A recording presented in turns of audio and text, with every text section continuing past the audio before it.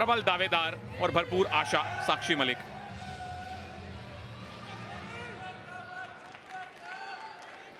Commentary box में कृपा शंकर जी के साथ मैं हूं सुनील तनेजा और पावलीना जियोर्जियू। मुझे याद है भारत में काफी सारे मैचेस में इन्होंने ऑफिशिएटिंग की है और अक्सर सोशल मीडिया पे इनसे नमस्कार होती रहती है। इनके पुत्र भी एक रेसलर हैं पावलीना के, लेकिन हमारी नजर है भारत की पुत्री पर, साक्षी मलिक। क्या भारत को 8वां गोल्ड दिलवा पाएंगी?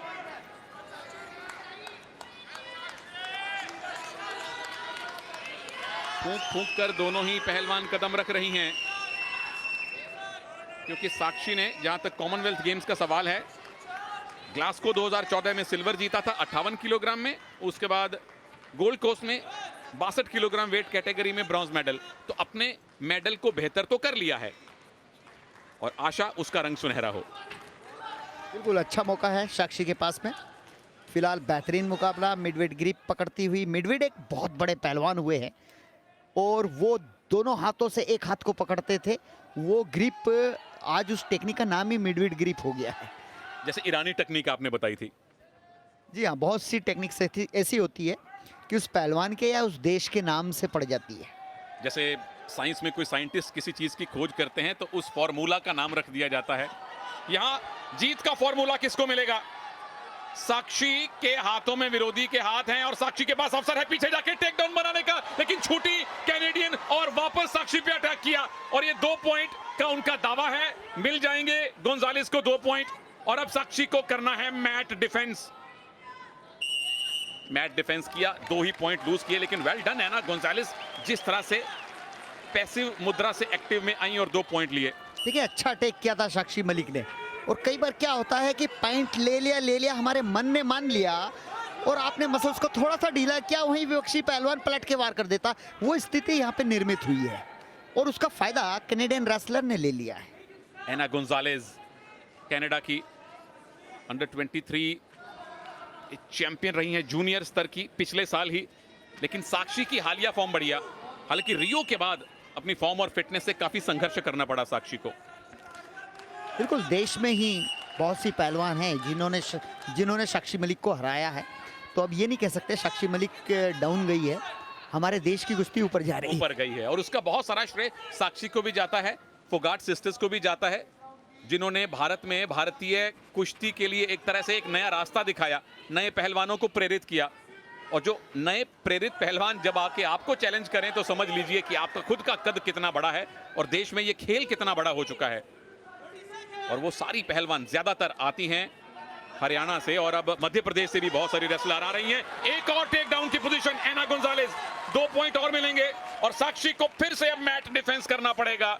गट रेंच नहीं लगने दिया, पर एना गोंजालेस 2 अटैक किए, दोनों में 2-2 पॉइंट मिले।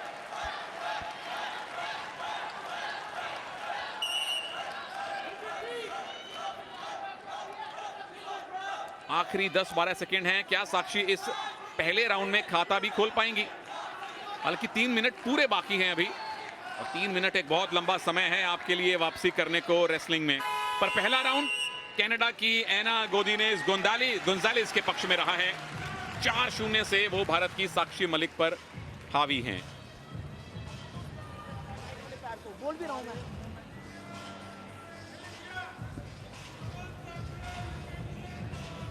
और ये पहला स्कोर ये साक्षी मलिक का अटैक था। हालांकि कैनेडियन रेसलर्स ने बहुत अच्छा पलटवार किया, काउंटर अटैक किया और 2 अंक। ये देखिए साक्षी मलिक अपने ही दांव में उलझी, यहीं से कुश्ती खराब हो गई है। 2 अंक और दिए, 4-0 पर पहुंच गया मुकाबला। साक्षी के लिए वापसी करना। चलिए, ऑफेंस और डिफेंस दोनों करने के लिए अब 3 मिनट बाकी हैं। सवाल यह है कि साक्षी कितनी जल्दी वापसी करेंगी या एना गोंजालेस इसी मुद्रा में और पॉइंट बटोरेंगी। मेडल कंफर्म है, पर हमारी आशा, हमारी प्रार्थना गोल्ड के लिए है। ये साक्षी ने पहली ग्रिप बनाई है, टेक डाउन के 2 पॉइंट हासिल किए हैं। पावलीना जियोर्जियू का इशारा 2 पॉइंट और अब पलट दीजिए विरोधी को, स्टेडियम की छत दिखा दीजिए। 2 पॉइंट और मिलेंगे, स्कोर बराबर और ये पिन फॉल की पोजीशन में साक्षी ला रही हैं।